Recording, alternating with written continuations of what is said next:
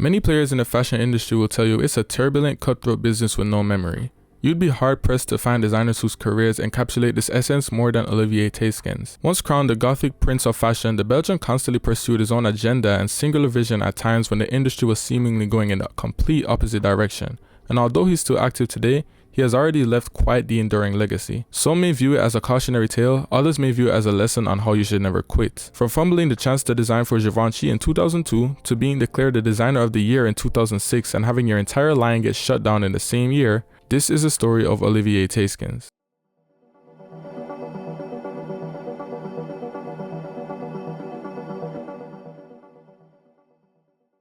Born to a Belgian chemical engineer and a French housewife in Brussels in 1977, Olivier comes from humble, classic beginnings. I say classic because he grew up heavily influenced by his mother along with the rest of the female side of his family, and he was obsessed with dresses and sketching. In fact, he decided that he wanted to be a couturier by the age of 7. Lots have been said about his soft, androgynous looks over the years, and he himself wished that he was a girl growing up. So much so that he was interested in pursuing a sex change until he turned 9. Some of his other interests and inspirations include birds, which were one of his main subjects to sketch, along with other animals. Claude Montana, who he stated was a couturier he admired the most while growing up in an Instagram post following his passing, and the antique fabrics his mother and grandmother had collected and saved over the years. Remember that one for later, or a few minutes I guess. Following up on his dream to be a couturier, Olivier enrolled in the École Nationale Supérieure des Arts Visuels de la Cambre in 1994. I am so sorry. He would go on to hone his design and drawing skills for 3 years until he decided to drop out in 1997. When speaking about this move over the years, he states how he was too immature to be guided by professors because he wasn't really absorbing critique. It was a somewhat rebellious move. After this decision, he thought about interning, so he took his sketches to Paris to take a shot at working for Jean-Paul Gaultier. This attempt was futile, however, as when the lady working at the desk told Taskens to leave his sketches and wait for a call, he thought, I can't leave my sketches here, this is full of all my ideas I've been developing for years. So after realizing interning simply wouldn't work, he went home. This sequence of events led to him making clothes in a small bedroom at home with those antique fabrics I mentioned earlier, and he eventually put together a collection titled Gloomy Trips. Now it's important that we all understand, Spring-Summer 1998 was his debut collection, not Autumn-Winter 98, and his Spring-Summer 98 debut is called Gloomy Trips, not Autumn-Winter 98. I'll clear up more of that confusion in just a second. But yeah, he put together a small collection and did a photo shoot with Jürgen Rogers, and outside of his Instagram you really can't find any pictures of this collection anywhere. But he also showed this collection at a group Belgian fashion event. I'm assuming it's one of those events with multiple different shows from multiple different brands. The show plus Taskens sending out the photographs to various people gained him a little buzz, including magazine photo shoot requests from the legendary Isabella Blow to Madonna stylist at the time Ariane Phillips using his neck corset and vintage lace dress from the collection for her 1998 Spin magazine feature. Spurred on by the positive reception and support, as well as encouragement from French press representative Cookie de Salvertes, who also helped Raf Simons early on in his career, Taskens decided to do another collection once again with fabrics he and his family had been saving up for decades, and he decided to do it in Paris.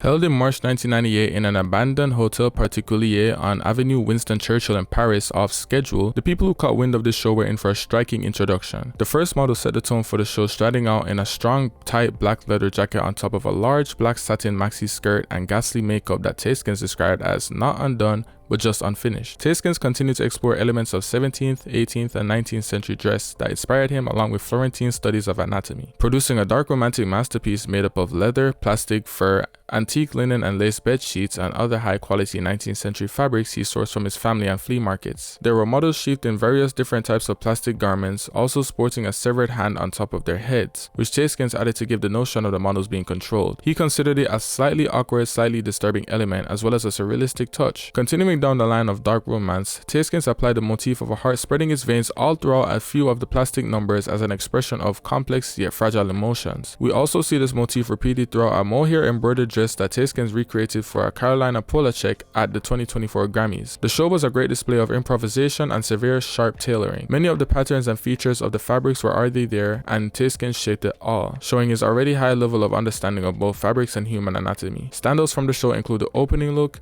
the aforementioned heart garments, this lovely cropped slim cut jacket on top of a plastic set, a black and red number near the end that looked like a mixture of rich velvet and fur, with the face of the model also covered in a beastly manner. A sharp high collar red and pink striped Fin de siècle. dress with hook and eye closures and a long train and boots to match. The black version of that pretty much. A sharp red striped beige jacket with hook and eye closures and a train coming off of the back of the skirt, and a black leather jacket matched with a white and red skirt attached to the shoulder pads. Heavy beaded accessories also appeared all throughout the collection, some even serving as a face mask, further fueling the gothic narrative that the press had since given the show. Tastekins went on to say how at that moment he actually had no clue what gothic was, and that the word gothic conjured only the images of churches and cathedrals in his mind. He's clearly never heard of Playboy Cardi. From this debut, the fashion world got their first taste of Tastekins' style and signature. Hook and eye closures, an immense and undeniable tailoring ability, an eye for surreal and haunting imagery, respect and liking for historical styles and silhouettes, efficient use of accessories and other details like makeup, and a liking for high quality materials. The show was a hit, described by the press as a gothic extravaganza, and the story fully evolves from here. A very important detail about this collection is that none of this was actually for sale, partly because Tastekins couldn't find a manufacturer to create the clothes,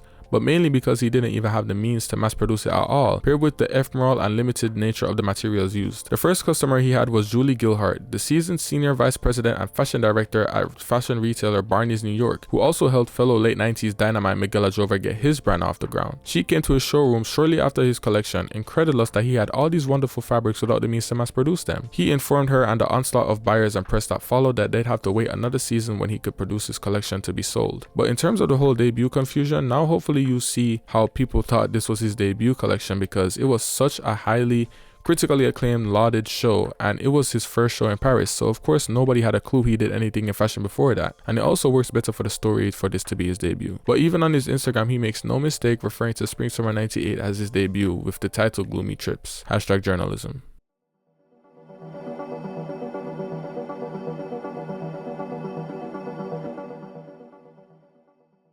We cannot talk about Olivier Tastekins' breakout season without mentioning the Queen of Pop playing a big part in propelling his name into the spotlight.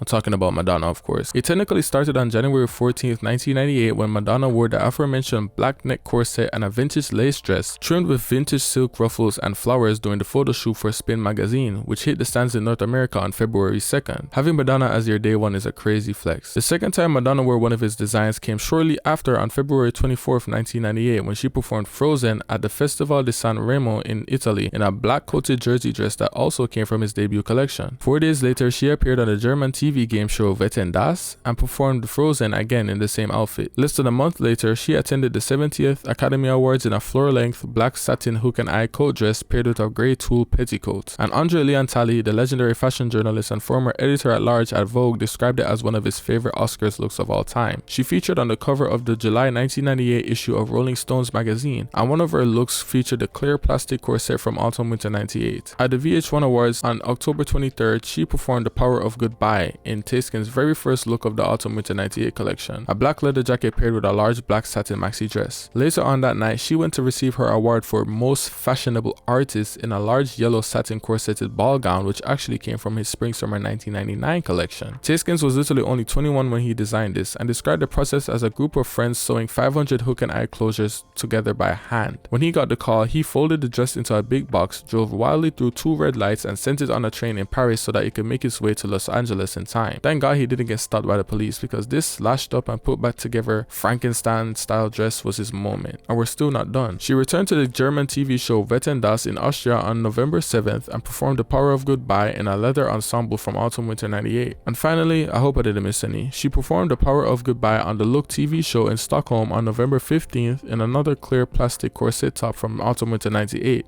Paired with a black satin maxi skirt I'm sure it's from the same collection. I can confidently say the only designer she wore more that year to these public appearances was Jean-Paul Gaultier, and that's because they're very tied in. And upon doing research about her relationship with Tastekins, I realized I only scratched the surface of her link to JPG in a previous video I made, which makes me sad. But now I'm determined to do a standalone video on her and Jean-Paul Gaultier, and honestly just her style evolution in general. She's really the queen. But yeah, if anybody was gonna make Olivier Tastekins happen, it was Madonna.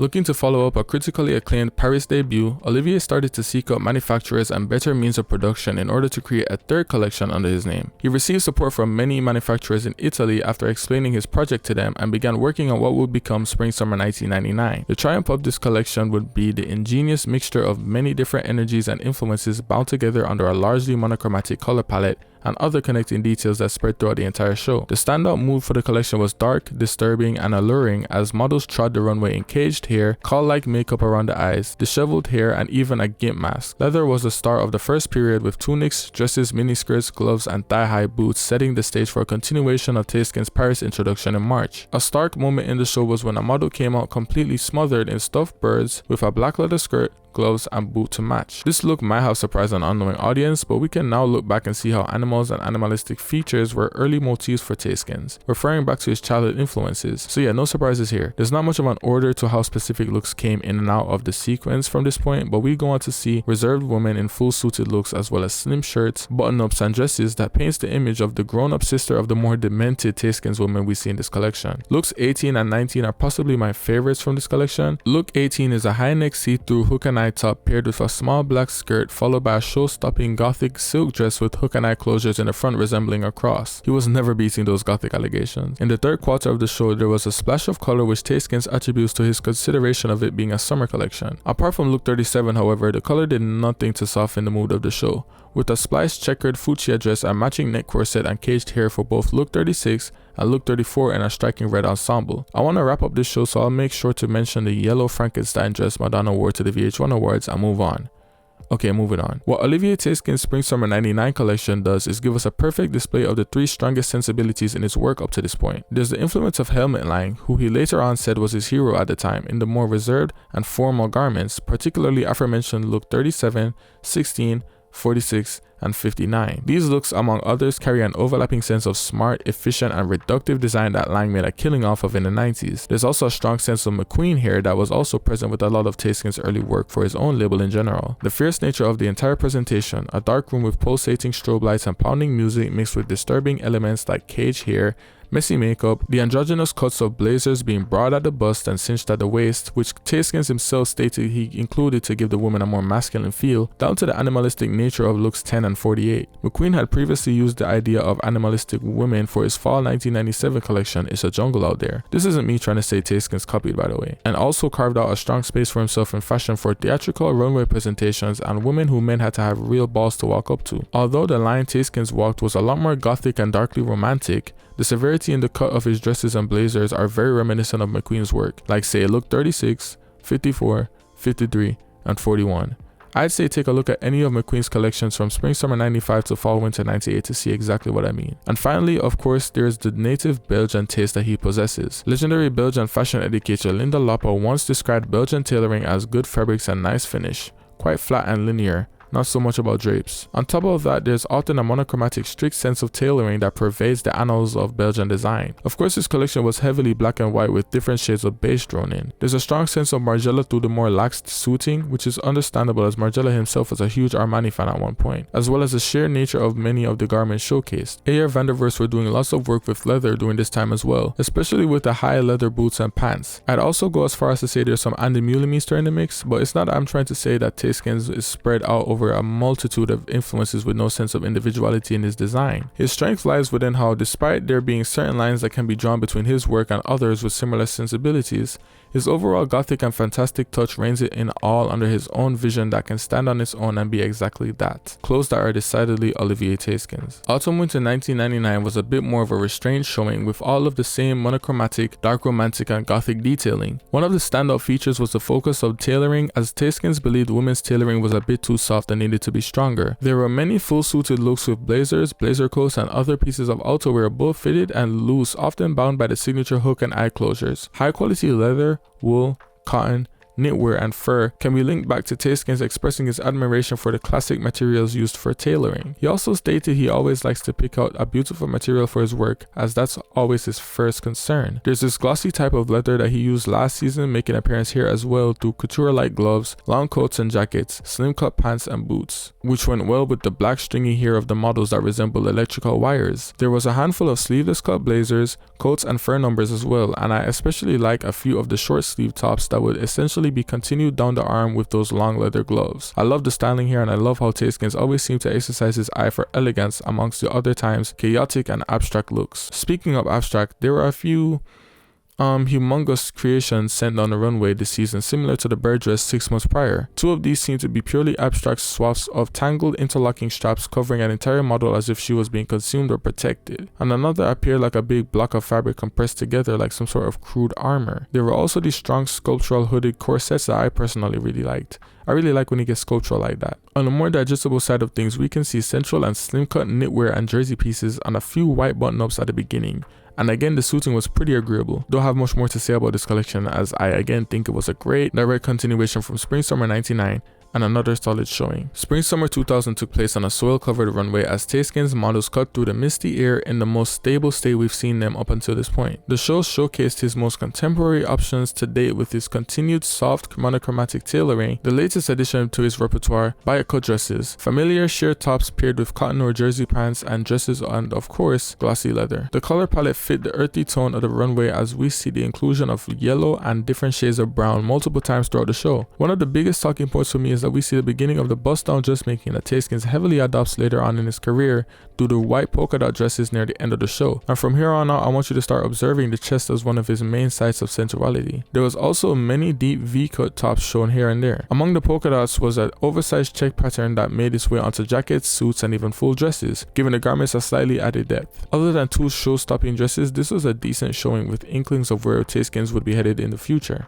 Autumn Winter 2000 was a strange one to me. It opened with a few white leather coats and jackets, some looking like they were meant for bad weather. One can immediately notice the ruching on the side of some of the skirts and the bottom of the coats, hooking the bottom of the garments upwards on both sides, giving them a bit of a light feel and creating a distinct silhouette we haven't seen before from Taskins. We then quickly descended into black and observed puffy glossy outerwear mixed with knitwear, with many of the looks providing an elongated silhouette. Contemporary black jersey pieces and Taskins tailoring made their way into the fray, bringing the show back into familiar territory, before the color palette switches to different shades of grays and browns. What's interesting here is Taskins focusing on more long sleeve ready to wear pieces in softer, more manipulable material, although the models here are disheveled with dusty makeup around their eyes and some of them even having aftershadow for some reason. The mood isn't so disturbed or chaotic here due to the setting and more digestible nature of the offerings. A few models emerged in huge ball dresses, signaling the next segment of the show. How dramatic. I enjoyed the dusty brown looks 44 and 45. The jackets here are so good, along with the straps hanging off of various parts of the garments. Moving forward, the color palette took yet another turn to pink, with frizzy outerwear pieces and then blue, through tailoring and one final show-stopping dress. This show was Taskins continuing to expand his color palette while keeping things fresh from the gothic monochromatic showings we were used to at this point. And although it wasn't really my cup of tea, credit to him for trying something different and not stagnating at this point in his career. A little while after the show, Anna Wintour included him in the Vogue photo shoot with many other burgeoning talents such as Juno Watanabe, Victor and Rolf, Eddie Silman, and Av van der Vorst to join the ranks of what would be dubbed the new guard of the millennia, which in hindsight was a pretty big deal. I do plan doing a video on where all these designers are now, so subscribe and stay tuned for that in the future, or just subscribe if you've been enjoying this video so far. Spring Summer 2001 had many yellow coats and other outerwear pieces inspired by the Morton Salt Girl, interpreted in leather and other materials. Early stages of the show also featured many white looks of dresses and jackets as the models strode in sand-covered shoes down the dark runway covered in mussel shells, with drenched hair and hypothermic makeup. In case you didn't realize, take it from Taskins himself. He declared this show an ode to the Belgian seaside. A new soft blue entered Taskins' color palette through geometrically cut tops, dresses, and skirts before the inevitable dip into black. One area of the show I liked was his use of silk and the flowy nature of some of the garments here. I think the silk was a good choice for its fluidity And of course, this being a very wet collection, of course it makes sense. Of course it works. Overall, Taskins expanded his color palette a bit more, showing again that he isn't just gothic and dark romantic, and he also dipped his foot into more athletic garments while continuing to work his way into more functional offerings. But that's about as cool as it gets. Now, Autumn Winter 21 was his most mature and glamorous showing yet, a really strong collection. By now, the gothic connotation had fully been shed by Taskins, and he stated in an interview for the show that he wanted more women, less girly, and to be working on a glam effect. And there was most definitely glam, with many shimmering and glittery looks like an all-red blazer suit combo, or a long red coat on top, or a simple white dress. Honestly, the use of red and brown throughout this collection is so delicious, it's to die for. Like, it's really rich dark red. On top of maturity, this was also Taskins' sexiest collection to date, with 2 full looks of undergarments and skin revealing evening wear being presented. Brown and red tweed looks as well as furred jackets and coats accounted for some of the tailoring, along with the familiar black Taskin coats and blazers. Another element of this collection I really liked was his usage of silk yet again. There was a bright silk dress with a poof and a few poof skirts in light colors as well as just regular skirts. I think Taskin's moving away from dark leather and towards more classic evening wear shows how he was softening and maturing as a designer. This collection seriously felt like his graduation, with some models holding stoles as they walked and many donning stockings and minimal but tasteful makeup. As much as I hate this term, it really did give an air of old luxury here. The Vogue review of this collection by a Laird Borelli person stated that this proved Taskins was ready to design for a big brand like Givenchy. And I did find some information in a profile by Eric Wilson for the New Yorker in 2005 that he lost the chance to design for them in 2002 due to a crazy salary demand. So I don't know if those types of talks or rumors were going on since the early 2000s, but I think he would have done well there after McQueen. Overall, yes, this collection was really refreshing and fully concluded Taskin's transition into the second stage of his career. And for the final collection of his first stint at his own label, the air of maturity persisted while he balanced the delicate and sensual femininity with his trademark masculine tailoring. There's obviously a huge bird influence on the show, with the graphic on the walls of the venue showcasing different birds. Birds on the toe of some of the shoes and ruffles on the sides and bottoms of many skirts and dresses reminiscent to wings in motion. A few light silk dresses and skirts were in the mix, while the more expressive styles came in layered corseted dresses with shirts attached to the front. More subdued feminine looks came in the classic minimal styles of fitted shirts and translucent tops on top of pants and skirts, mostly monochromatic. These looks along with the more masculine looks can show you just how much he really did idolize Helmut Lang. I personally love the black double-breasted leather jackets and coats in the beginning of the show. The leather here looks a lot more supple than the previous glossy leather he often used, and I love supple leather. These along with a couple asymmetrical cut jackets were paired with slim cut trousers and classic high leather boots. More of the same tailoring can be seen throughout the collection, including double-breasted blazers and coats in leather, silk and cotton. Overall, not a very flashy collection, but at this point it seemed like flashy was behind Taskin. He was settling into his more classic and agreeable style and looking to achieve his dream of creating couture at some point in his future. And then 9/11 happened, and his brand subsequently had to cease operations. Now I could throw this all on 9/11 and his financial backers pulling out of their funding, but along with the problems was the nature of Taskin's clothes themselves. Of course, as you can see, he used wonderful fabrics in a lot of his garments and his construction was immaculate.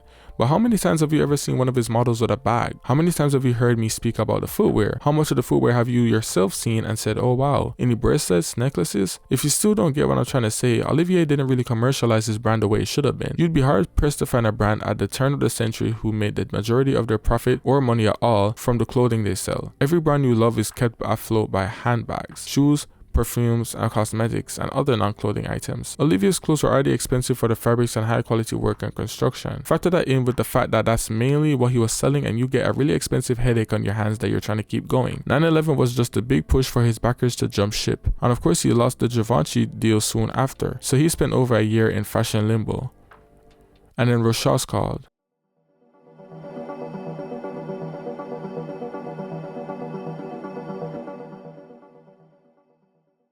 While he was working on the costuming for an opera at the Théâtre Royal de la Monnaie in Brussels in 2002, Rochas had called him asking if he was interested in being creative director, and of course he accepted the offer. Taskin probably would have preferred a bigger or more notable brand, but Rochas was a pretty good match. Founded by Marcel Rochas in 1925, the brand enjoyed some success creating post-war styles aligned with their motto, elegance, simplicity, and youth. Rochas had a decidedly romantic vision with motifs such as stuffed birds, Chantilly lace, both motifs Taskins was also familiar with, ribbons, ruffles, vibrant colors, and flowers like the May rose being some of the most recognizable elements of his creations. Standout products include the mermaid gowns he would frequently create, 3/4 coats which were sparsely being done in fashion apart from him at the time, a specific waist-cinching corset called the guépière, and perfumes such as Femme and Moustache. He passed away in 1955, and his wife Helene continued the brand as the chairwoman and CEO for over 15 years, thereon shutting down the fashion division and strictly selling perfume until selling the brand to German cosmetics company Wella for $40 million in 1971. When Procter & Gamble acquired Wella in 2002, they of course also acquired Rochas and brought Taskins in.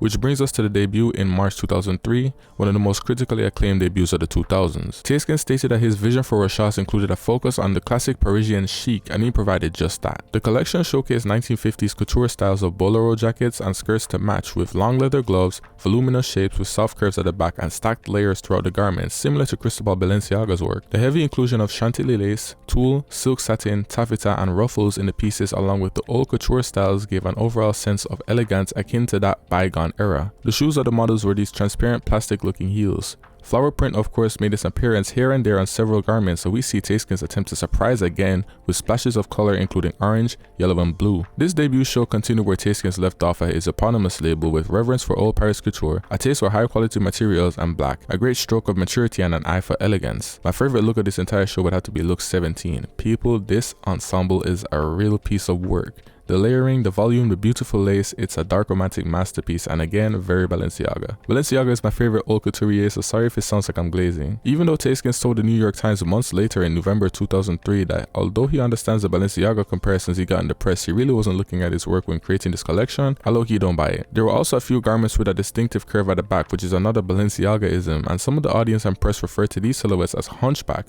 which makes me upset because like what? Like these are the exact types of avant-garde shapes that made Balenciaga such a powerful. Alright, that's enough. More details at the back include layers of flaps and frills that gave the garments an air of lightness. I also really like the contrast of some looks with the jackets on top and burst of tulle directly below, followed by a satin skirt. Taskins himself stated his liking for small styles on the top with fabric bursting out from underneath. All of the looks felt highly refined and they went against the sexy, somewhat edgy and provocative styles that were dominating fashion at the time. The collection, like previously stated, was a huge hit, and the couture-like detailing for these ready-to-wear offerings inclined the press to dub Taskins' work as demi-couture, a label that would stick with him for the foreseeable future.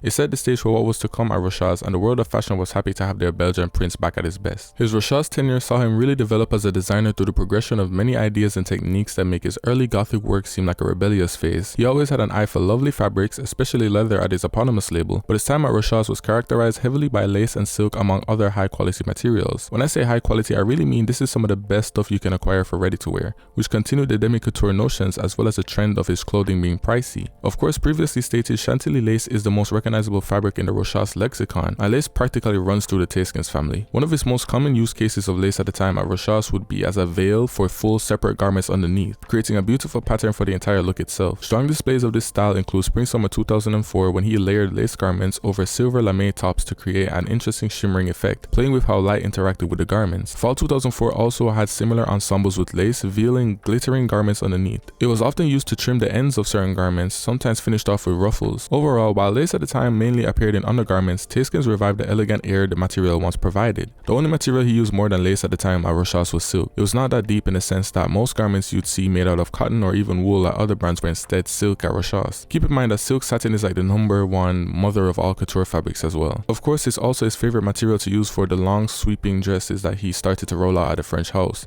and it shines at its best when it's used with saturated colors that you can often find in nature on multicolored birds or flowers. Personal favorite moments of mine include look 29 for fall 2005, look 42 from spring 2005, and look 21 for spring 2006. Whether he was seeking out something chic and sexy or elegant and reserved, silk satin was his go-to. The shimmering nature of the material was also drawn out by the many folds, ruffles, and sheer volume a lot of his garments would have. He expressed his taste for a kind of flou in the clothing that he made at Rochas, and his application of the fabric certainly gives the majority of his clothing this flowy feel to them. There is also the occasional use of wool and short mohair. But yeah, overall, super high quality on everything, some serious high fashion eye candy. At Rochas, he also focused on creating a garde-robe or a wardrobe for the wearer, focusing on continuity and slowly developing ideas season after season instead of reinventing himself every 6 months. This was another way he deviated from orthodox high fashion normalities of the time, by the way. This effect was achieved mainly through repetition of garments, fabrics, styling, his development of contemporary styles throughout most collections, and a great balance of day and night wear. We see silk camisoles and shirts on top of skirts of varying lengths pretty much every season. The aforementioned spring 2006 and fall 2006 saw him reintroduce familiar taste-skins restraint and masculine tailoring,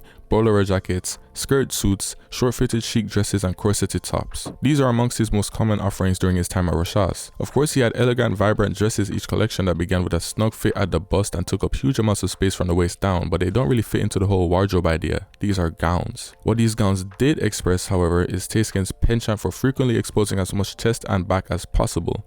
Of course, most dresses do this anyway, but there's a distinct nature of the top half of his dresses being minimal, as if he was hurrying to get to the rest. Of course, in his earlier days, we would see glimpses of his liking for voluminous floor sweeping and impressive gowns, but here at Rochas, it was defined to be a signature element of his design. He is coming from a past of doing high collar and even empirical type dresses, giving a sort of intimidating nature to his clothing.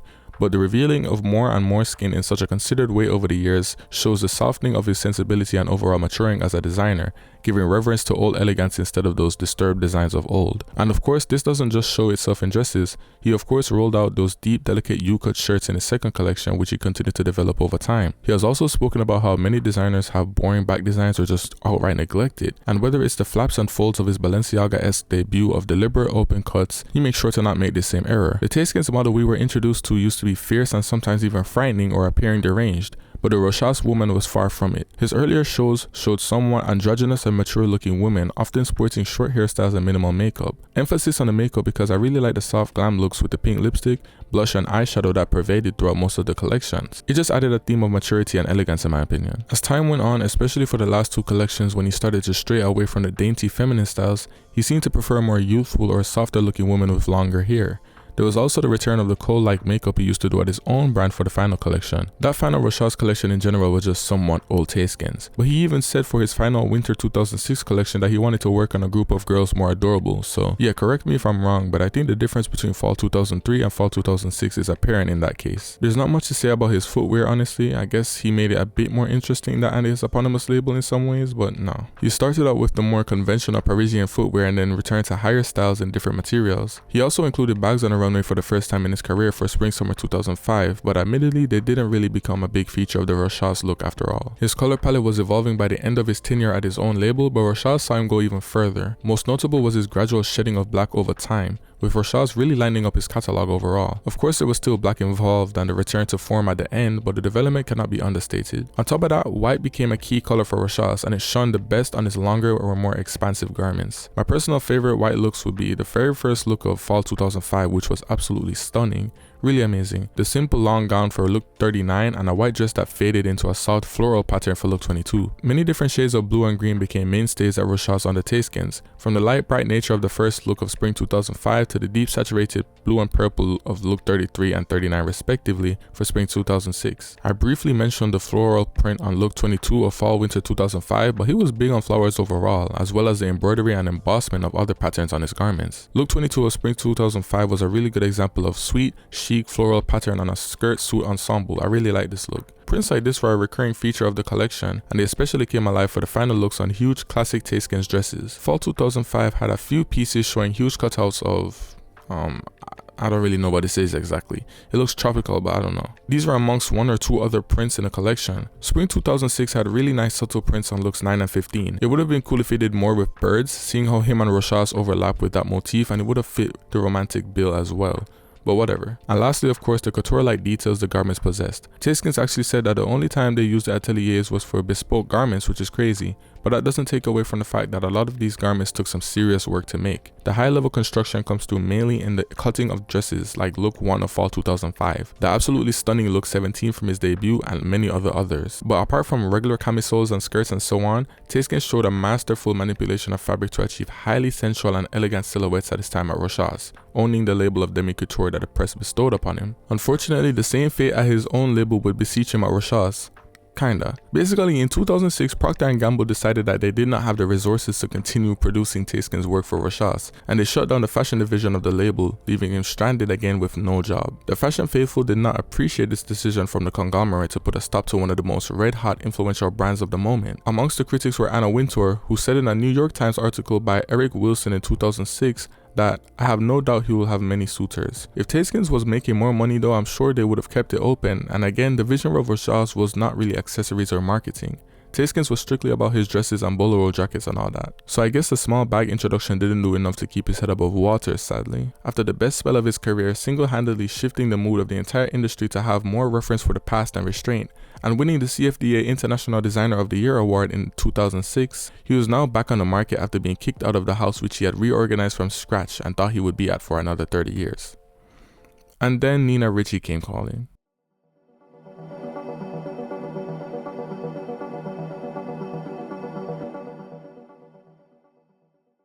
Okay, let's do a quick rundown on Nina Ricci. The woman herself created her house in 1932 when she was 49, with her son Robert Ricci running the business side of things. Her house became quickly known for its femininity, timelessness, restraint, and affordability. These elements made Nina Ricci a Paris favorite by the 1940s. She provided garments not so expressive or extravagant as other Parisian designers during her time, but not stuffy and boring either. She had a great understanding of form and fabric through her preferred method of draping luxurious fabrics directly onto mannequins and making great use of said fabrics through methods like the bias cuts. Although her affordable couture had its success in France and America, the years after the World War would see the brand become a perfume powerhouse, with products like L'air du Temps and Courgeois, I think, having some immense success. She stepped down from the lead design role in 1954, and under the guidance of designers like Jules Francois Crahet and Gerard Pipart, the brand continued down its line of assured femininity and timeless elegance, all while expanding its perfume empire. The major conglomerate Puig acquired Nina Ricci in 1998 and looked to inject youthful energy into the brand through different creative directors who were met with mixed reviews. It was a rocky road until of course they got their hands on Olivier Tayskin's in September of 2006. They already had in common a keen eye for timelessness and elegance in classic feminine styles made with top-of-the-line fabrics, and it was already more structured and organized than Rochas, which Tayskin's had been hoping for in his next venture. The match looked good on paper, but how would it translate on the runway? Well, it translated well, obviously. So here we are in March 2007, autumn-winter 2007. Held in front of the Tuileries Gardens in Paris, Olivier presented a new Nina Ricci woman, modern, nonchalant, and a bit urban but fragile. Main offerings in the show included grey sweaters, dresses, and coats in multiple soft materials such as wool and jersey. Many of the garments featured spiral cuts and paneling. This was a reference to the spirals on the bottle of the aforementioned hip perfume L'air du Temps. Models had stringy hair, dark eyeliner, and sometimes even feathers sitting atop their heads. You mix these elements in with the distressed and even fringed nature of some of the garments, and one can get the feeling of a forest spirit from the models, striding down the wintry runway in their cozy coats and sweaters. He definitely made sure to sneak in some of his more familiar contemporary styles in there with looks like 9, 12, and 18. The layering in a lot of these looks were also solid, with multiple different shades of grey sometimes coming into play, giving the garments a nice element of depth. For the final few looks of the show, we see Tayskin's take on a sculptural approach with floor-sweeping dresses that feature stiff, swirling folds, one in a creamy flowy translucent material, another in a bright ombre mixture of yellow and green, another with black fringe, and then that was in white. He will go on to do more sculptural garments like this for the brand in the future, but we'll get there. Other than that splash of yellow near the end, this was a largely monochromatic color palette and again an emphasis on grey, and it was pretty clever for a few reasons. One, because of the spiral of reference to the L'air du Temps, and two, for the fact that he somehow kept the air and reputation of Nina Ricci alive in a modern context. The brand became known for its more affordable, romantic and timeless feminine styles in the couture era of dressing. Tayskin's provided the sense of modernity he stated he was going for by offering the timeless garments of the day, like his sweaters, slim restrained dresses, short and long coats in a simple color palette, and other everyday pieces. His wardrobe was updated while keeping the same idea, the same air, and on top of that he still gave the usual Tayskin's gowns he can't resist making. This is a solid debut and in my opinion a clear intention of how he planned on handling the brand's transition into the modern era. Now I do believe Nina Ricci is the first brand Tayskin's had to do resort and pre-collections for. Just letting you know we will not be paying these much mind, they're not that interesting or important really. But yeah, just know that his workload increased. Spring-summer 2008 saw Tayskin's explore the concept of women of nature who had just been coming from an all-night party walking around the streets of Paris in the morning. And yeah, this I thought it was interesting, but not totally bad. I'll explain. The styling was definitely on point for a lot of the looks, with a classic jacket or coat on top of a nice simple dress, but then you have all these feathers and crowns on top of their heads to give them some sort of, natural bohemian air, and I think it was effective in most cases, especially for a look like look 14. This is clearly supposed to be like an oracle white woman married to a rock and roll star in the late 1960s who vacations in Morocco type vibes. Looks 5, 15, 16, 21, 30, not really my cup of tea. I also thought for him to be trying to mix different eras of cuts like the 50s and the 80s, which is something he usually does, to be fair. It didn't really work when the central theme is nature. Looks 17 and 18 felt really strange in the mix of all the other stuff, but the majority of the collection was more contemporary, modern looks, and it didn't really look as well done to me as it usually does with Tayskens. And I don't really feel like blaming it on the nature of the theme either. Of course he does what he does at the end with a really wonderful look with a shimmering membrane type layer on top of a classic white Tayskens dress that looks beautiful in motion, really. And some more bust down teeny waist dresses, and that's a wrap. I think for all of my small grievances of the styling here and there, and honestly some of the coloring too, at least it followed the main theme well, to an extent. Fall 2006 saw a bit of classic Tayskens with a few tweaks and a plethora of new colors. The pantsuit returned, but jackets had broader and rounder shoulders and sometimes cut away at the bottom, revealing more of the dress, blouse, or shirt underneath it. Pants also came roomier at the thigh and tapered down, often matching with the shoes. These garments were mostly done in silk in warm autumn colors, and the largely masculine tailoring in this collection gave them a tinge of a rock and roll feel compared to the previous restrained and Helmut Lang-esque looks Tayskens used to put together. Dresses at the end came in dull or sometimes shimmering fabrics with embroideries on the hem, and the final look was especially mesmerizing with the mixture of patterns on its different panels. He improved on the nature theme of the last show and reined it in under his own style, more than it being a Nina Ricci statement.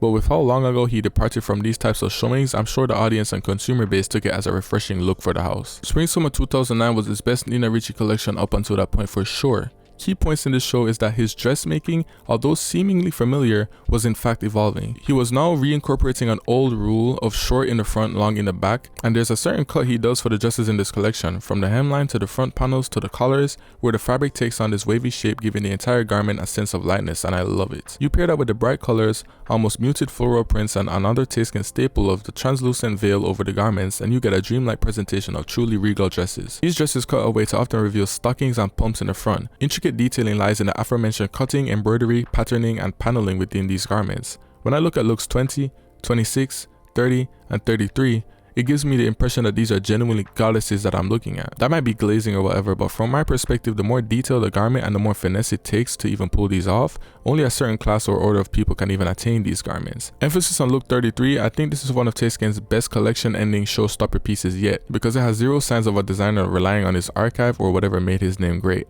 and it shows his willingness to continue to develop his style. We've of course seen floral prints from him definitely since hitting Rochas, but the cut of the shoulders here, the way how he developed the train, the new translucent paneling, I feel like these are all signs of a designer interrogating themselves on how they can continue to grow and be better. To be real though, the majority of the collection included more pared down floral dresses, some covered in translucent material, some with embroidery, almost all with a train. There was the inclusion of this broad-shouldered gig-up sleeve jacket he started to develop at Rochas on top of the dresses to make the looks more interesting, as well as a pantsuit here, he can't go without it. Things even got pared all the way down to sleeveless tops and shorts. I also forgot to mention that the collection was mainly inspired by the movement of the garments and dance. So the flowy nature of the dresses, the trains, the short in the front, long in the back style were all considered choices to achieve a vision of dresses that, in his words, evolved their own shape. Overall, I believe this was the finale of a 3-show trilogy of Tayskens exploring nature through his garments, and what a finale it was.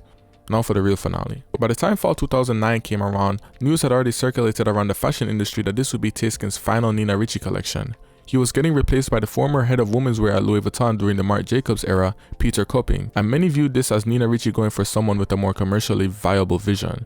This was another case of Tayskens getting screwed over by the bosses, and it resulted in another outcry against the system of fashion by the players themselves. I don't know how soon Tayskens himself heard the news, but man, he most definitely designed this collection like he was already hungry for his next challenge. The collection was mostly black, mixed in with purple, violet, a drop of pink, shades of blue, and orange. Tayskens returned to sharp, severe tailoring with an added element of sharp, broad shoulders. You mix this with the classic nipped in the waist like looks 10 and 30, or straight and serious silhouettes like looks 18, 8, and 21, and you get some of his most profound and expressive outerwear yet. Lots of these pieces were paired with dresses or slim cut pants and these extremely difficult looking boots. very extraterrestrial. Lots of the pieces had a great sense of trashy glamour with glittery or shimmery materials similar to those that Christophe de Carne used at Balmain at the same time. Mix the fabric with the futuristic shapes of look 22, 28, 38, and 39, and we see the Nina Ricci woman previously sculpted from nature take on a new powerful and somewhat magical form. I stole the magical form idea from Taskins himself, who said, "I was thinking of a nocturnal mood, not nightclubbing at all. Something moonlit, a bit magical." I honestly would have jumped to the nightclubbing narrative if he didn't clarify, but that knowledge ties together with the precedence of black and otherworldly features of the garments, from the shine to the shapes, and for his final bow at Nina Ricci he gave them his last onslaught of showstopper dresses at the end. He continued on his previously introduced theme of short in the front, long in the back dresses that had stiffened swirling fabric in the front, adding extra dimensions and intrigue in colors ranging from blue to orange to floral to galaxy ombres. He certainly went out on a strong note, and the fact that Nina Ricci got rid of him for Peter Cupping is crazy, man, but oh well, time moved on.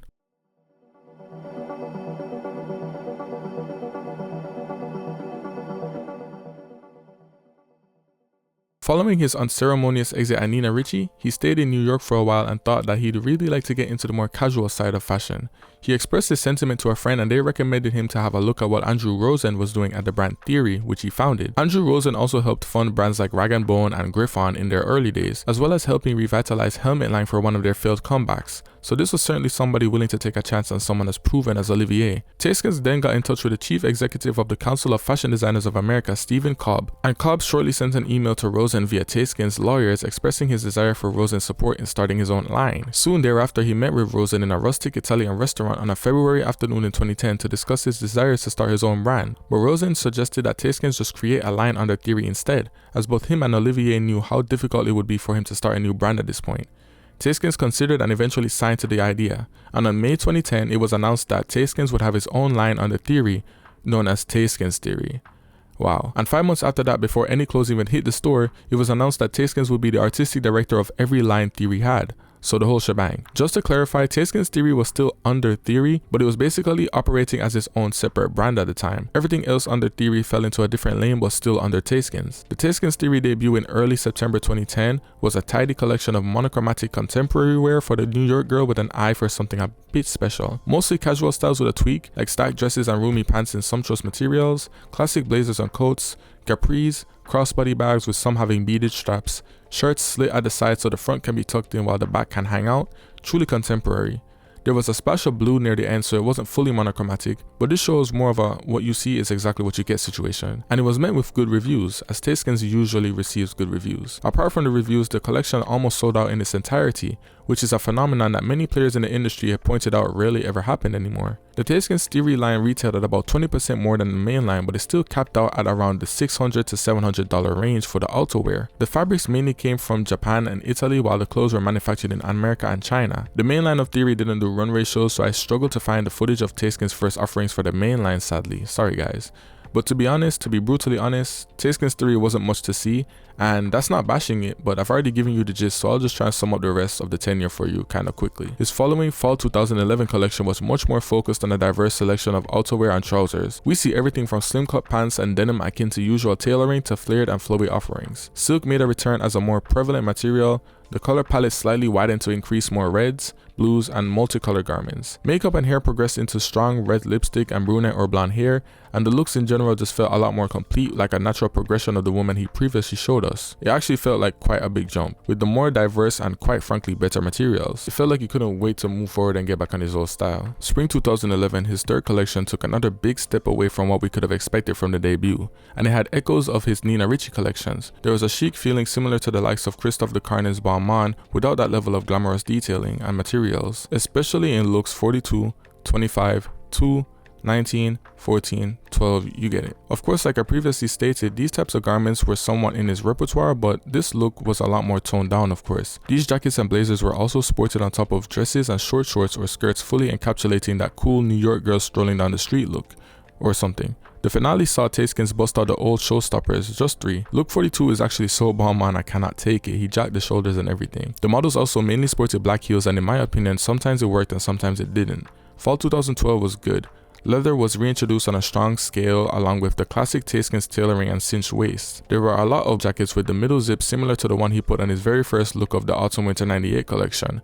Mainly the shape of the garments are kinda similar. And I especially like the golden jackets late in the show. Long coats and sweaters were paired with skirts, leggings and gloves. There were some standalone silk dresses with varying silhouettes that were good, and the final looks were shimmering or clear evening gowns, the final one being a big silk piece.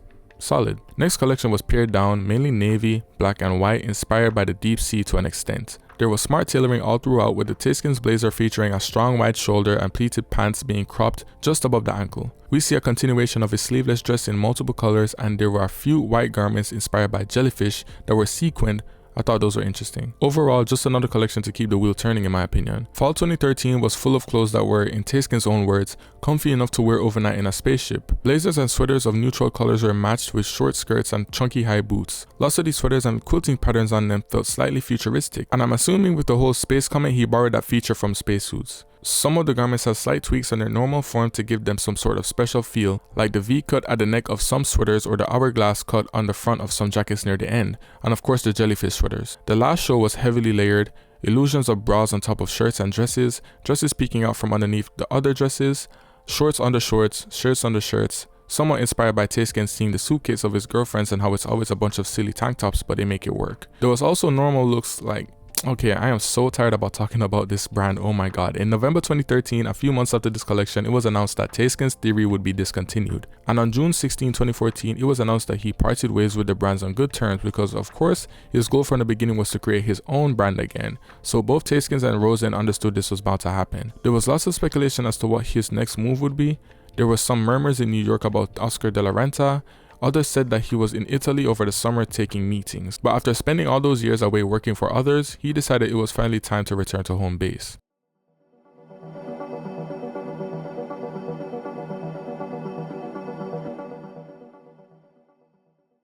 One thing I want to mention before moving on to the next phase of his career actually are his exhibitions. After almost 20 years in the game, the Fashion Museum of Antwerp or MoMu stepped up and decided to give Olivier his flowers. From October 12, 2017 to April 15, 2018, the MoMu had an exhibition called She Walks in Beauty, curated by Karen von Gustenhoven, dedicated to his work over the previous 20 years across the several different brands he's worked at. She Walks in Beauty is the name of a Lord Byron poem from 1813 that Taskins has adored for a very long time. It's also the name of the book he published on February 18, 2018. Also chronicling his design journey with exclusive looks and insight on his process and garments. The exhibition showcased garments from every collection from 1997 up until that point in 2018, and it somewhat coincided with Taskin's ongoing comeback in the industry with his own label. These garments were of course his hits, along with garments that he himself felt represented him best. He worked closely with curator Karen von Gustenhoven to select each look. Everything from some of his work at Theory to the yellow Madonna dress to the wedding dress he made for his friend Nelly Diamond in 2014 after he parted ways with Theory. It was a true chronological walk through his winding road through fashion. I also found some scans of his book online, not sure if I should even be putting this in the video, but it's just a few pages. It has the obvious foreword, then it really does just go through many different phases of his career, focusing on different parts of his journey that are important. From what I saw, there was a section for lace and a section for recherche and etc., along with some exclusive pictures, or at least I believe them to be exclusive. So yeah, Olivier also had the exhibition in Presentia dedicated to him from June 2019 to January 2020, courtesy of the Museum of Lace and Fashion in Calais. The premise of the exhibition was to juxtapose many of Olivier's historically inspired works with the historical garments of the museum itself, focusing on lavish and bygone textiles and manufacturing techniques. The main textile being expected was of course lace. Anyone who experienced the exhibition would be educated on different machinery and tools used to create lace, which is not often put into the spotlight of fashion, along with seeing the evolution of lace and other high quality materials. They'd also be treated with viewing some of Taskin's best work while they were compared to the archives of the institution. The exhibition, along with the book that accompanied it, took a step-by-step approach on different prominent areas of Taskin's journey and design language, including his use of black, his penchant for nostalgia, corsets, hook and eye closures and more, and matched them all the way. Other than in Presentia and She Walks in Beauty, Olivier Taskins has had a lot of his work presented in exhibitions over his career, and the MoMu boasts the title of his largest collector. Two of his lace designs from his Autumn-Winter 1998 collection and one from the Rochas Spring-Summer 2004 were shown during the Places exhibition on Belgian lace from September 2019 to January 2020. Many of his black silhouettes were presented in the Black Masters of Black in Fashion and Costume exhibition from March 2010 to August 2010. And one of his most famous pieces, the show-stopping layered dress from his Rochas debut, opened the Momu Now exhibition from September 2014 to January 2015, in which Momu presented a selection of recent acquisitions.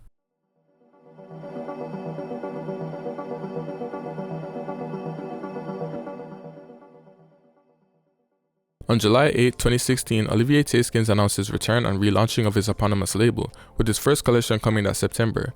Tayskens gave some great details to Vogue in an interview he did prior to his comeback collection. He states that this has actually been in the works for almost 2 years or so, as in 2014 he met Maximiliano Nicolelli, who previously worked with LVMH, Dolce & Gabbana and Zegna, who eventually helped him put together a small team of 4 or 5 people and became the CEO of the brand. He even stated that he couldn't stop working in between jobs and has 2 collections in stock for his own brand already. He tells Vogue about how Theory was an eye-opening experience about how he cannot work in such a packed environment with hundreds of employees again, and he was happy to be working with his old Italian manufacturers that he kept in contact with over the years after he left his own label that they had worked on together. When asked what he wanted to bring into fashion with his return, he emphasized the feeling of something luxurious and personal, something sincere and true. And with that being said, let's get into his comeback show on September 26, 2016. Oh yeah, definitely not what it used to be, but that's how it goes, right? The first thing I noticed is the return of the hook and eye closures on garments and shoes. I felt like the closures on the shoes was an attempt at some type of commercial, hero or statement product. I don't think it worked. Glossy leather and lace are back. The leather has this cool python texture and he's doing those sleeveless garments that he loves so much, mixing them with short skirts that we already saw last at Theory. Blazers and coats were also present, mainly in boxy styles. We see the return of the teensy waist for looks 8 and 9, and there were some really not good looking dresses in the mix. This pattern I don't really like on a skirt and a long coat. And for the finale, we see dresses toned down from the scale of his previous work, but that's understandable. Overall though, the leather stuff was nice, really nice. Everything else, we'll give him some time, it's been a while. His comeback lasted over 6 years and only one of the collections individually were really noteworthy, but I do want to speak on some of the recurring styles that he stuck by. His second run was an amalgamation of all the signatures that he had developed throughout his career. As seen in the debut show, he stayed true to some of his original signatures like hook and eye closures, different forms of leather, the color black, slim smart tailoring, a cinched waist, and monochromatic colors. Other elements of his design language over the years were also included throughout the several collections like lace, bias cut dresses, silk, bustiers, and gloves. He often explored high-waisted silhouettes, and the Tayskens Theory line seemed to have a strong imprint on him, as most of the styles he presented were contemporary, not so much of the demi-couture style of old. He really seemed to have a thing for leather trench coats during this time, however, and I don't know why, but he loved a good leather trench coat. There were also continued attempts to create a strong line of footwear throughout different collections, but of course it didn't really seem to pan out. Spring 2020 was an interesting collection as it was heavily based on one of Olivier's favorite artists while he was growing up, Mylene Farmer, who he once dressed for the 1999 video Jeteran Ton. The collection had these classic big black gowns with hook and eye closures, along with the inclusion of classic Tayskens materials like silk and velvet. There were also these really interesting smoky veils on top of the model's head, which I thought was a cool accessory. More accessible looks included some of the more pared down dresses and tailored options. I just thought I'd mention the collection because I found it interesting. Something quite interesting was happening in the midst of all of this, however. He actually signed on to be the creative director of Azzaro.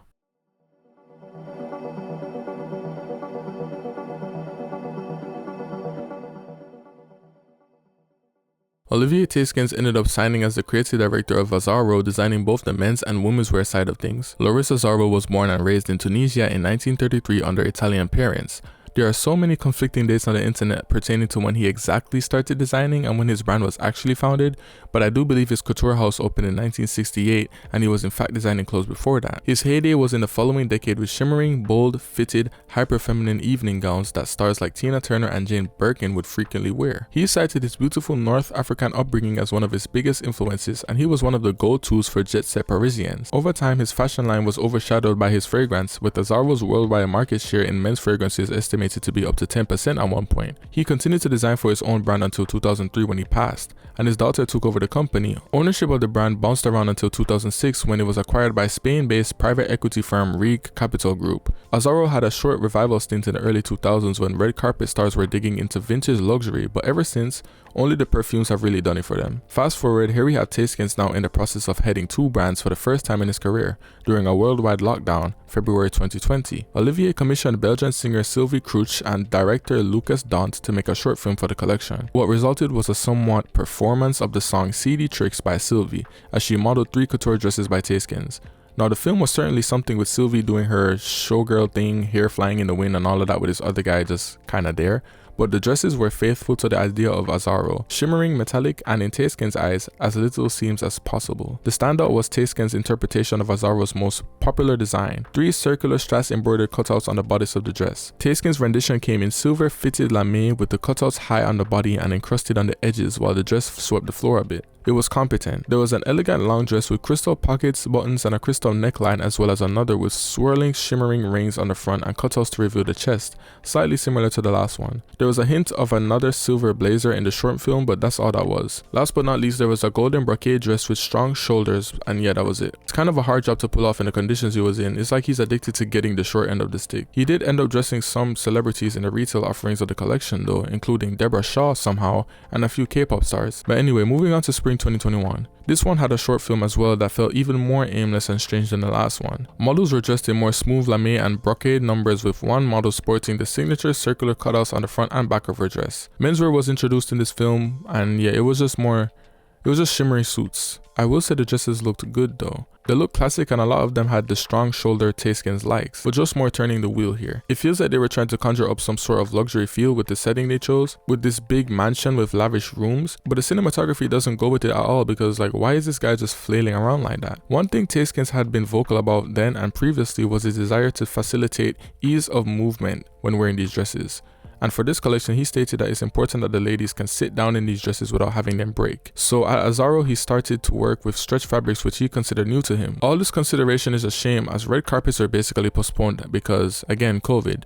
But moving on, regular runways returned for fall 2021 couture. Word of the collection was sequins. Sequins of all different shapes and sizes, sequin suits, sequin jumpsuits, dresses, you name it. Of course, lame wasn't going anywhere, and Taskins slightly expanded the color range. The circular cutouts made a return for look 19. That's all I have to say for look 19. Look 29 as well on the sides. This one was a little bit better. Dresses that mixed materials had strong cuts up the legs and the sides. There were also lots of pared down options in simple jersey, but even so, I just found the cuts and forms of a lot of these really unsightly. I really didn't like these high-low, like asymmetrical bosom dresses. A lot of these looked wonky to me. I'm upset. He went crazy with the circular cutouts at the end and it felt tacky and baggy to me, very heavy-handed and on the nose. I don't think this collection was good, and I'm not sure what he was trying to do with the brand at this point. His final collection for the brand was a lot more competent but still really heavy-handed, especially on the menswear side. There was some more traditional fabrics thrown in the mix here and there, but overall it was lame and sequin suits galore in all types of colors with turtlenecks underneath, and I really don't know who the customer is here because it wasn't modern or stylish or even the attractive type of flashy in my opinion. The women's wear was stronger with lame and sequin dresses that are palatable, look 15 probably being the best look of the entire collection, but still I was literally contemplating scrubbing the entire Theory and Azzaro section of this video because, you know, but I had to show you the lowlights as well. So with that, Taskins exited his position, I think.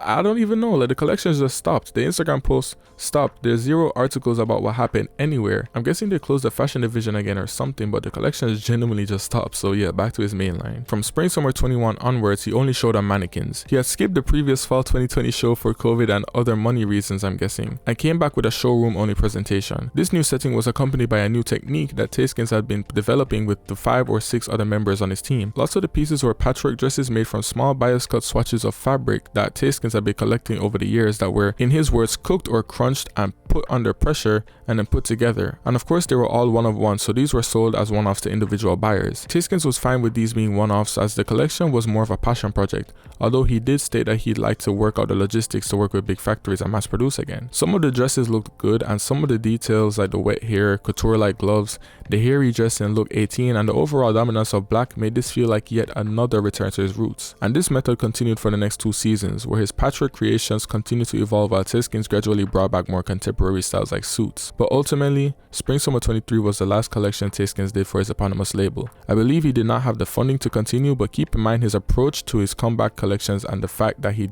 did only do one-offs. I suppose he was content with no longer operating his brand on a fully functional level. Ever since then, he continued to do one-off pieces for clients here and there in similar patchwork styles, with prices going up to $25,000 a piece. But on a brand level, it's been all quiet for him since.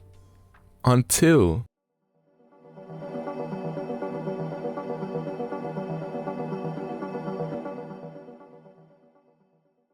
yes, his story is still somehow going on, I kid you not. Now, during the very lengthy process of me getting this video together, it was actually announced on September 10th that Taskins will be the creative director of the upstart Belgian fashion house Baloria, who will present their first collection in 2026. The brand was founded by Manu and Michael Beers, two Belgian entrepreneurs who founded the Tomorrowland Festival.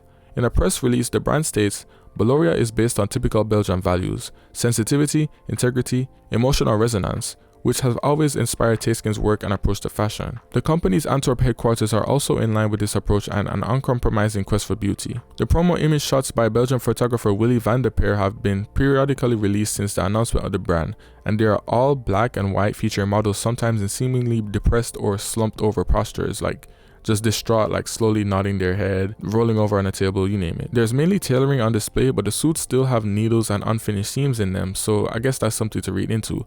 But to be honest, do we really need more suiting from Taskins in 2025? I don't really know. But I would never write him off so early, so let's see how he does next year.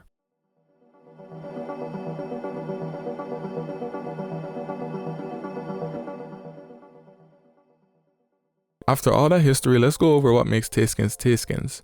Black. Taskins of course started out as a gothic dark romantic designer, and no other color would be more perfect for that than black. His early approach with the color went hand in hand with the materials he would use, like leather or lace, or even the occasional abstract or animalistic pieces like the stuffed bird look in Spring/Summer 99, the mohair piece from Autumn/Winter 98, or the creations from Fall 99, to create some surreal and sometimes alluring creations. Lots of other designers heavy on the use of black, like Yohji Yamamoto and fellow Belgian designer Anne Meulemeester, will tell you how black brings out the texture, shape, and other key features of a garment more than any other color. Mentioning once again Olivier's wide taste in materials from the jump, his early use of antique lacing and dressmaking fabrics put forth a dark romantic and alluring feel for the models he would send on the runway. His leather offered a more harsh and severe look paired with their accessories and makeup, and by the end of his first tenure at his eponymous label, his pared down Helmut Lang-esque contemporary styles emitted the same considered, efficient, and smart energy of his previous Austrian idol. Through his eponymous label itself, we can see how black was the perfect color to document his maturation as a designer during the first chapter of his career. But of course, that's not all. His Rochas spells saw him step up once more into the dark romantic style, with Chantilly lace playing a heavy role in his entire tenure, especially in his debut, and dare I say his Balenciaga-esque layered lace dress is my favorite look of his ever. Although his Rochas journey saw his work brighten up quite a bit, black still played a huge role in Taskins' search for beauty and elegance, with dresses becoming less manic and more ladylike. I believe this is most apparent whenever Taskins uses black silk and jersey to create his dresses, especially on the bias cut. One thing to note about his use of silk materials with black is that Taskins is heavy on highlighting motion and the reflection of light in his work, and the smooth, sleek black surfaces of his dresses do well in that respect. I think Olivier and black were a match made in heaven, and it's no wonder it stuck with him from his beginning, due to theory all the way to his new Baloria thing he's doing. They even threw him in an exhibition called Masters of Black. But enough glazing, let's continue. Of course, Taskins started off mainly monochromatic with an emphasis on black, but as previously seen in this video, by the time he was leaving his eponymous label, he had abandoned his rigid approach and started to incorporate more vibrant colors. It's interesting, however, that black mostly reigned supreme after he returned to his own label for his comeback stint. He did somewhat mention going back to the basics, and at Nina Ricci he specifically stated that he was trying to do something not so Taskanian, so I suppose I understand how his tenure there was so much more vibrant than any of his previous work. One thing I did notice, especially about his Rochas and Nina Ricci tenures, is that the larger and more intricate the garment, the more likely it is to be colorful, if that makes sense. Like, he loves to do little black dresses, camisoles, contemporary styles, and knitwear in monochromatic colors, but he bursts out the color for floor sweeping dresses with the pattern of the layered cuts, the trains, etc. That doesn't mean he didn't use black for them as well. It's just that you weren't likely to see the extra colors in the more conventional clothing. Apart from the Morton Seagirl collection for his own label, which was primarily yellow for obvious reasons, it doesn't ever feel like color plays a significant role in the story of the collection. Maybe the nature-inspired collection for Nina Ricci could warrant the use of the warmer hues, but even so, his most colorful outing was for fall 2008, and that was a tidy suited display. So I don't know, it doesn't feel very conceptual when color is busted out. I think it's just based off of his feeling. Even at Azzaro, it was mainly metallic, so yeah, of course black rules supreme for Taskins, but he was no stranger to color over the years. Now, possibly what tied in a lot of his early works together and got him the nickname the Gothic Prince of Fashion, let's talk about his accessorizing, shoes, and cosmetics. For accessories, I think it's a shame that Taskins never really dove into accessories for the majority of his career. Most of his accessorizing came early on. You look at the pieces like the lace neck corset that Madonna wore for Spin magazine, you look at that piece which is from his debut, you look on the hand and beaded mask of Autumn Winter 98 and you think, wow, this guy has a really good eye for adding little details to make his looks and vision go over the top. And the accessories just never really materialized for him. I found it so strange that he never really pursued it further, but alas. One thing Taskins was never really shy of exploring, however, was hair and makeup. Looking back at his early days again, to aid with the surreal and disturbed feeling, models in Autumn Winter 98 had messy hair with powdered makeup in the middle of their face that Taskins simply described as unfinished, and it came off as ghastly to me. His follow-up saw the brilliant hair cages and black kohl-like eyeliner the model sported, which was honestly some of his best cosmetics of his whole career. But as his style matured, so did the look of his models, with fall 2001 for his own label again being a turning point in how he presents them, signaling his shift into a more mature state. He usually keeps it simple and sticks to whatever theme or style his clothes are trying to convey. For the majority of his Rochas tenure, he opted for softer and minimal makeup and women with shorter hairstyles, as this was his most mature and tidiest outing of his entire career up until that point. Other than the first two Nina Ricci collections where models had feathers in their hair due to the natural perspective, the makeup and hair for that tenure was pretty tame as well. Taskins' theory, yeah. And his return to his eponymous label wasn't much to talk about either in terms of cosmetics. I do think it's kind of funny how he really did seem to go through some sort of angry, rebellious teenager phase that was over by the time he had 4 years under his belt. The shoes were never that much of a standout either in my opinion until his final Nina Ricci collection, where that shoe was just impossible. Like, it didn't have a heel, but it was still a heel. I don't know how he did it. I know for his comeback he tried to push hook and eye closures as some sort of defining motif for his footwear to maybe get a hit or a consistent seller, but for the third time this video, I really don't like them. I didn't like them personally, and I don't think they worked. He did introduce bags at Rochas, but to be real, as much as he stated over the years about being into the entrepreneurial side of things and wanting to get into perfumes and cosmetics and all of that,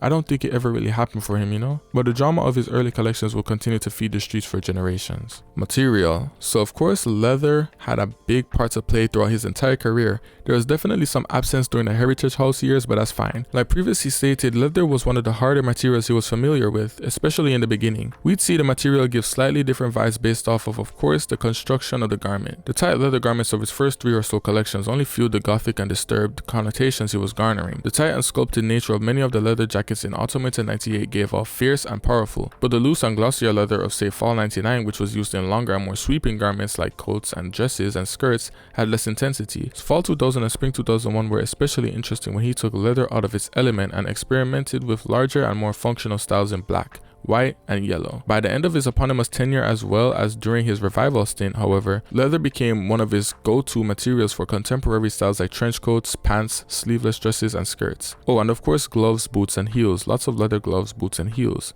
Boots and heels especially during his revival run. We've gone over lace quite a bit already. Taskins used lace in many different cases. His Rochas tenure saw arguably his most mature work in his entire career, and it's no surprise that lace featured most heavily throughout his tenure as well. His debut saw garments drenched in lace, and lace itself is very elegant and alluring.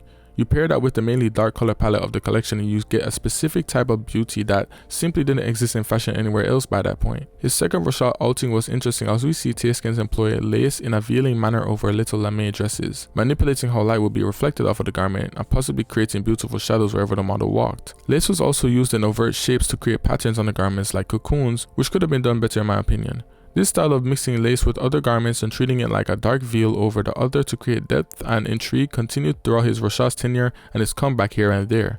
He was also no stranger to covering bare skin with lace. Denim never really existed in the Taskins universe until Taskins theory and then his comeback, and it's never anything crazy, so yeah, that's denim. Okay, now silk, a big one. Taskins has pushed silk to the limits throughout his career. Some of his best uses include the dresses he had to do at his own brand and Rochas in all different types of colors.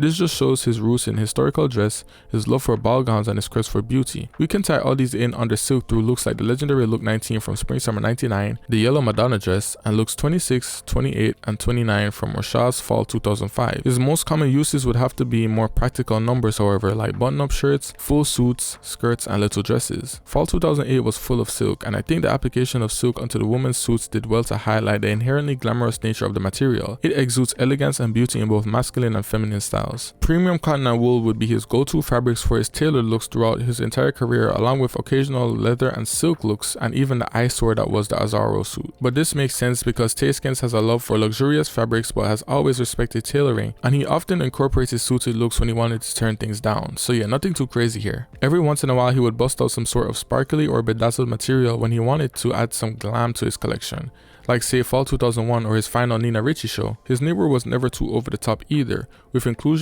ranging from polo tops in his final first eponymous collection to the grey sweaters he presented in his Nina Ricci debut. Other materials he'd incorporate randomly throughout his career include velvet. He really had some nice velvet looks throughout his career, and mohair as well. One main theme that has been present throughout the majority of his career, especially the first half, is his love for mid-18th century to early 19th century styles, and I'll get more specific, so don't worry. But yeah, Taskins being in love with old fashions makes perfect sense considering that's mainly what he used to look through as a child, and of course his grandparents had all that antique lace and stuff. Hook and eye closures have a wide range of where they supposedly originated from. Lots of sources trace them back as early as the 14th century, but due to heavy industrialization in America in the early 19th century, hook and eye closures became absolutely nothing to mass produce, leading to their popularity in 1860s as well as on Edwardian bodices. Of course, Taskins used them in familiar ways to close a garment on the front, or in some cases give a blazer a unique way of fastening. And of course, how many times are we going to talk about this Madonna dress, right? Mostly throughout his eponymous and Rashad's tenures, we see high collars, lengthy trains, and dresses that are fuller in the back in general, and fitted jacket bodices. These can all be related to different periods of the Victorian era. The high necklines can especially be likened to the Edwardian era. Taskins was no stranger to making his dresses fit only at the torso, completely disregarding the shoulders, exposing a large amount of the chest. This is reminiscent to enduring styles from the 1840s to the natural form era of the late 1870s, where the shoulders of dresses were placed well below the natural shoulder line of the wearers, naturally revealing the neck, chest, and collar. This can be seen as a strong part of Taskins' vision for beauty and femininity. The 1840s forward also saw flounces become a heavy feature of dresses, which were also present in a lot of Taskins' Rashad's work, particularly what I consider to be his best collection ever, Fall 2005. The first look of this collection is to die for. I already said that, I think, but yeah. Dare I say he emulated the fitted jacket body style mainly incorporated by the French during the 1850s in his work by sometimes just adding a fitted jacket on top of the skirts and dresses. This is something we can see as early as his opening look for Autumn Winter 98 with the tight leather jacket over a huge black maxi skirt. Of course, Taskins always had large show-stopping gowns in most of his collections, especially at his own brand and Nina Ricci and Rashad's, and this has Victorian and Edwardian written all over it, as the Victorian era, mainly the 1840s to mid-1970s, of course saw the overall widening of dresses through sheer increase of material, resulting in features like bustles along with the use of petticoats and crinoline cages underneath the skirts to give them the wide voluminous shape. So we can look at look 19 from Spring/Summer 99, look 63 from Spring/Summer 2000, looks 34 and 16 of Nina Ricci Spring/Summer 2008, a few looks of Spring/Summer 21, and the numerous expansive dresses of Fall 2000. Giga sleeves have also made appearances throughout his career, including his final look from Nina Ricci Spring 2009 and look 18. The demi-couture label placed on him over the years didn't come from nowhere. His couture level techniques, precision, and detail along with classic pieces and styling reminiscent of the 50s and 60s were a staple throughout the tail end of his eponymous stint, as well as his entire Rashad's and Nina Ricci stints. From the old coats and skirt suits that were prominent post-war styles to his Balenciaga-esque Rashad's debut to classic A-line dresses he'd frequently put at the end of his shows, he was no stranger to that level of quality. And something I somewhat haven't spoken about much in this video is the support Taskins received from celebrities, magazines, and on the red carpet over the years. We did go over Madonna being his biggest fan in the beginning, but he's also done some immense work since then. Nicole Kidman has consistently been in his corner since the 2000s. She modeled that one Rashad's dress that we keep talking about to be captured by Irving Penn in 2004, and the picture is arguably the best anyone has ever looked in his work. She also wore a piece from Rashad's Spring/Summer 2005 to the Simon Wiesenthal Center Honors in 2005, wearing a Rashad's Fall 2006 piece on a trip to an event in China in 2006 as well. There's also the head-to-toe look for the 2017 Music Awards, and the last one I'm going to include is the 2019 Taormina Film Festival. Shout out to Nicole. Moving on. He dressed the Queen Nicki Minaj at the 2010 BET Awards and she looked nice.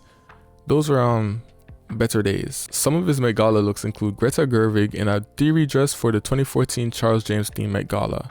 A theory dress at a Charles James themed Met Gala is so crazy, by the way. At least he did Felicity Jones better for the same event though. Jennifer Lawrence wore one of his eponymous dresses to the 2018 BAM Gala. Kourtney Kardashian wore a leather lace dress to the 2021 VMAs.